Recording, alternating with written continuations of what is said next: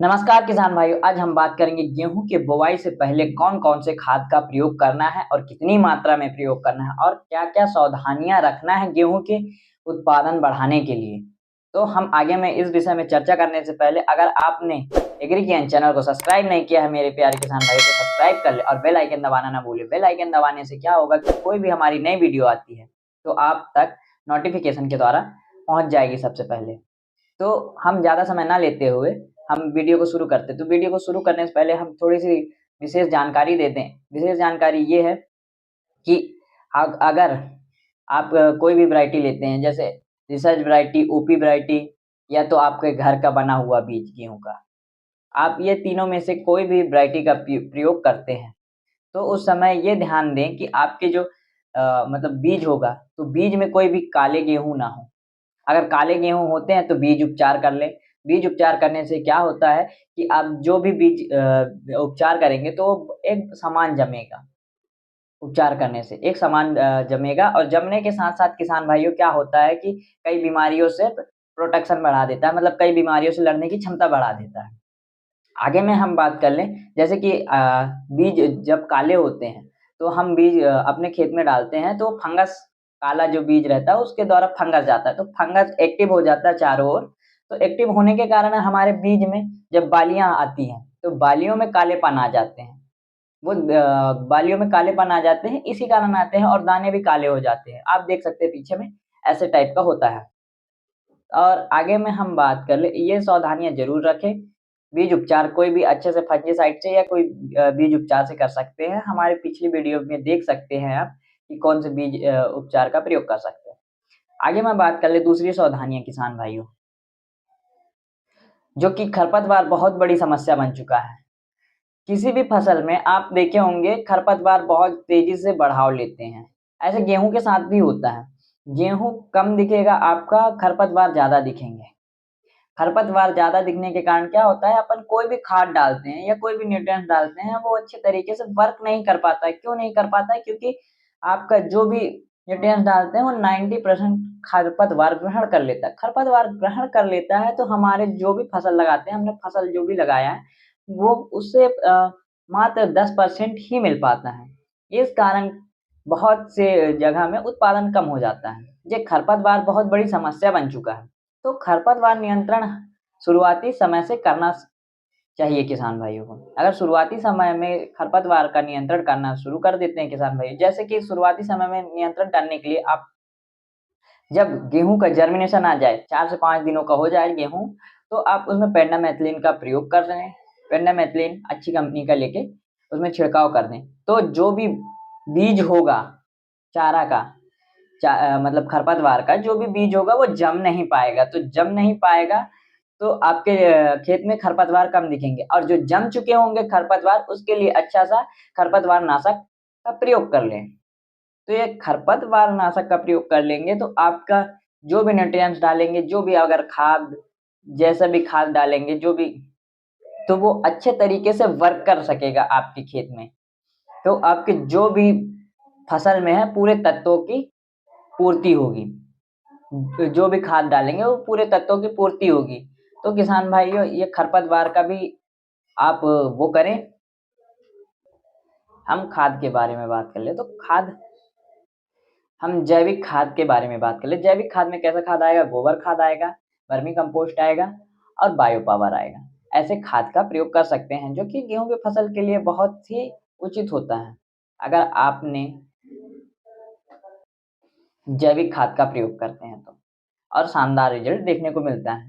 आपकी जमीन भी खराब नहीं होगी जैविक खाद का प्रयोग करेंगे। हाँ, परंतु हम इससे पहले खाद डालने से पहले एक सावधानियों का जरूर रखें। एक सावधानियां ये जरूर रखें, अगर आपने खरीफ का फसल लगाया था तो खरीफ के फसल में कोई भी फसल लगाया जैसे मक्का, गेहूं, मक्का और आपका क्या कहते हैं धान, ज्वार, बाजरा जो भी लगाया था, तो खरीफ की फसल लगाने के बाद में आपने खरीफ के फसल में खाद का प्रयोग किया होगा।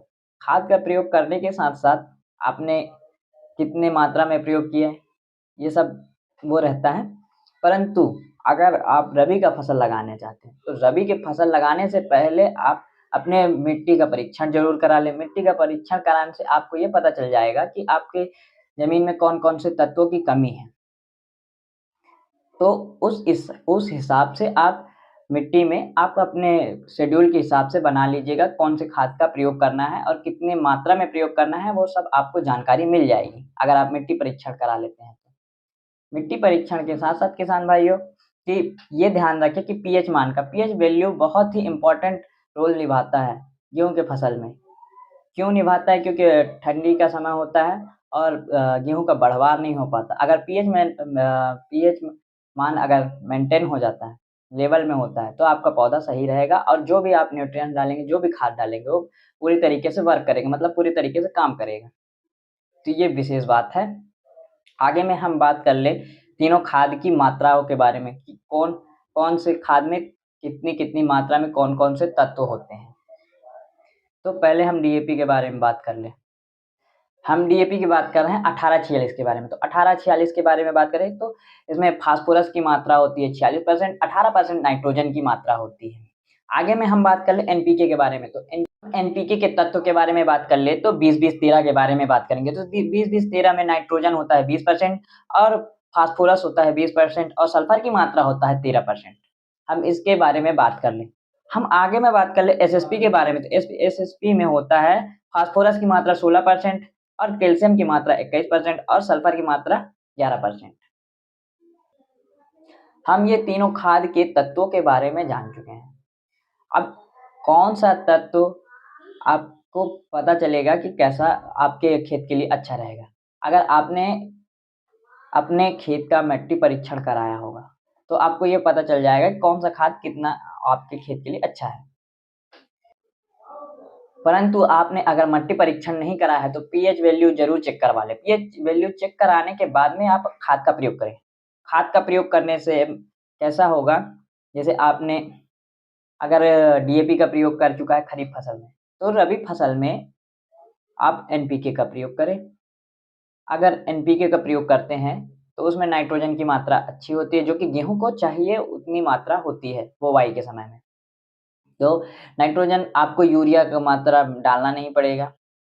मेरे हिसाब से एनपीके का प्रयोग कर सकते हैं और साथ ही आपको अगर प्रयोग करना है तो एसएसपी का भी प्रयोग कर सकते हैं। तो एसएसपी का प्रयोग करने से आपको शानदार रिज़ल्ट देखने को मिलेगा क्योंकि एसएसपी आपकी ज़मीन को नुकसान नहीं पहुँचाता है। एसएसपी में मात्राएँ कुछ कम होती हैं, जैसे उसमें आपने सुना होगा फास्फोरस की मात्रा 16% है, तो फास्फोरस की मात्रा कम होती है, इसमें नाइट्रोजन नहीं होता है। नाइट्रोजन आपको डालना पड़ेगा मतलब यूरिया को आपको डालना पड़ेगा मतलब प्रति एकड़ वो 20 केजी के हिसाब से लगेगा। तो आप इसमें यूरिया का भी प्रयोग कर सकते हैं, यूरिया को मिला के डाल सकते हैं। अगर बुवाई के समय नहीं डालना चाहते यूरिया तो मत डालिए, परंतु पहले पानी के समय में यूरिया का प्रयोग करना शुरू कर दीजिएगा और जितनी पानी आप डालेंगे मतलब जितने पानी सिंचाई करेंगे, उतने पानी के साथ आप यूरिया का प्रयोग करना पड़ेगा अगर एसएसपी डालते हैं तो, किसान भाई, ग्रोथ के लिए। और साथ ही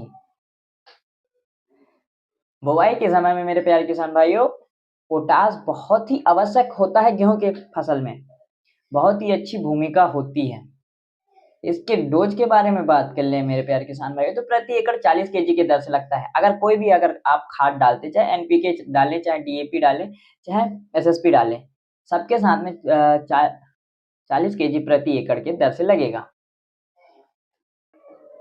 पोटाश का प्रयोग बुवाई के ही समय करें, तो बुवाई के समय करने में आपको शानदार रिज़ल्ट देखने को मिलेगा। आगे में हम बात करेंगे शेड्यूल के बारे में। आप खाद कैसे-कैसे प्रयोग करते हैं, इस शेड्यूल के बारे में बात कर लें किसान भाइयों। किसान भाइयों हम बात कर लें खाद के शेड्यूल के बारे में। जैसे आप अगर डीएपी का प्रयोग करते हैं तो डाई अमोनियम फॉस्फेट हमने बताया इसकी मात्रा के बारे में। तो इसमें हम आपको बताया फास्फोरस की मात्रा होती है 46% और नाइट्रोजन की मात्रा होती है 18%। तो इसमें आपको अगर बुवाई के समय प्रयोग करते हैं तो यूरिया डालने की आवश्यकता नहीं पड़ेगी, पहली चीज़। और यूरिया डालने की आवश्यकता नहीं पड़ेगी। बुवाई के समय में इसके प्रति एकड़ 50 केजी की दर से ले सकते हैं। और आगे में हम बात कर लें एनपीके के बारे में। तो हमने एनपीके के तत्वों के बारे में भी बताया है। इसमें फास्फोरस की मात्रा 20% होती है, नाइट्रोजन की मात्रा 20% होती है और हमने आगे में बताया है सल्फर की मात्रा 13% होती है। तो ये तीनों तत्वों के बारे में बताया है आपको। तो हम आगे में बात करें जैसे कि इसमें यूरिया की मात्रा बहुत अधिक होती है, नाइट्रोजन की मात्रा। तो इसको भी बुवाई के समय प्रयोग करते समय आपको नाइट्रोजन डालने की आवश्यकता नहीं पड़ेगी। गेहूँ की बुवाई करते समय नाइट्रोजन डालने की आवश्यकता नहीं पड़ेगी, मतलब यूरिया डालने की आवश्यकता नहीं है, परंतु आप अपनी इच्छा अनुसार ले सकते हैं। आगे में हम बात कर लें एसएसपी के बारे में। तो एसएसपी में आपको यूरिया की आवश्यकता पड़ेगा। इसके प्रति एकड़ डोज के बारे में बात कर लें तो 100 केजी प्रति एकड़ के दर से लगता है और इसमें यूरिया का प्रयोग लगेगा 20 किलो प्रति एकड़ की दर से लगेगा। इसमें यूरिया की आवश्यकता होती है। किसान भाइयों, इन खादों के बारे में हमने जान लिया। हमने सब तरीके से आपको बता दिया है कि कैसे-कैसे प्रयोग करना है और कितनी मात्रा में प्रयोग करना है, ये भी बता दिए हैं। परंतु आपको कोई और जानकारी चाहिए इससे संबंधित तो आप कमेंट करके पूछ सकते हैं। हम आपसे अगले वीडियो में मिलेंगे। तब तक के लिए नमस्कार मेरे प्यारे किसान भाइयों।